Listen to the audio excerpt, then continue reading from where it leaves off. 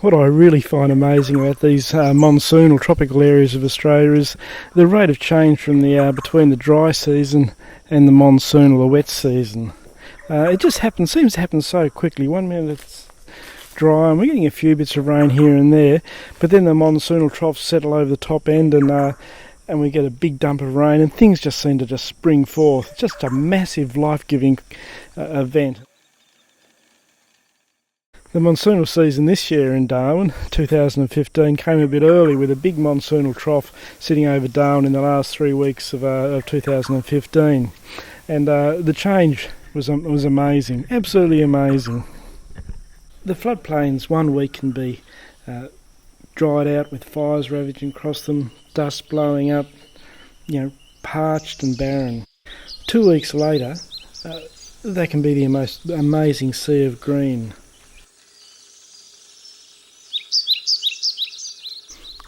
The bird life that was focused around the last remaining waters in the Billabongs and lagoons then spread out as soon as the rains start.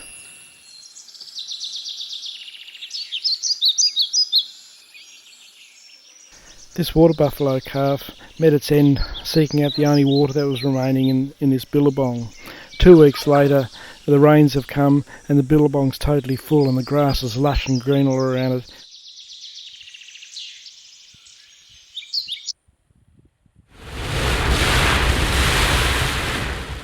And the rain really does start to come down. It's unbelievable.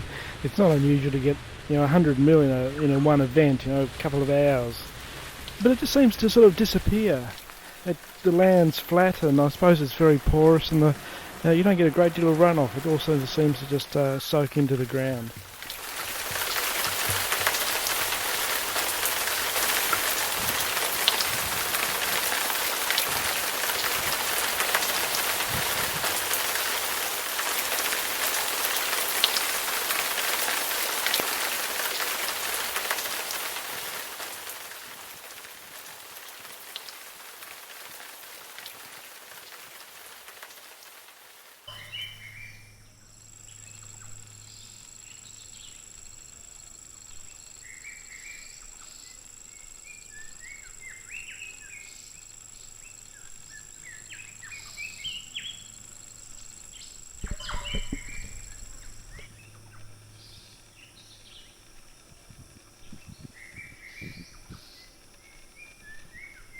It's not just the wetlands and the swamps. The dry open woodland also changes massively. Just springs to life with lots of greenery and vines, and the dried out rivers fill up and almost immediately there are small fish and shrimp swimming around in them. And the bird life. These areas I find them usually fairly quiet and much quieter than a Tasmanian forest. But come the wet season the birds come out and they're just everywhere in the treetops.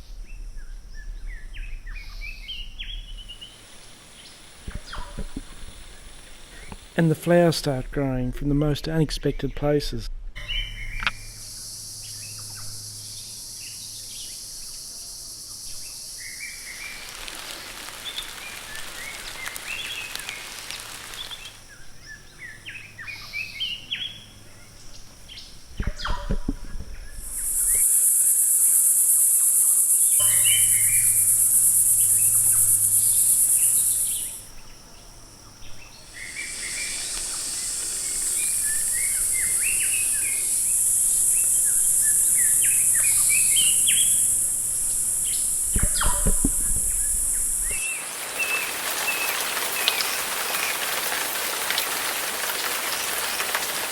The crocodiles also become more active with the rain. These small salties, you see them quite often along the dam wall. You can tell they're saltwater crocodiles because they have that curve in the top jaw. They're sort of smiling at you. The bigger ones will also start coming up from Adelaide River about this time because the floodplains are wet and they've got plenty of food down there.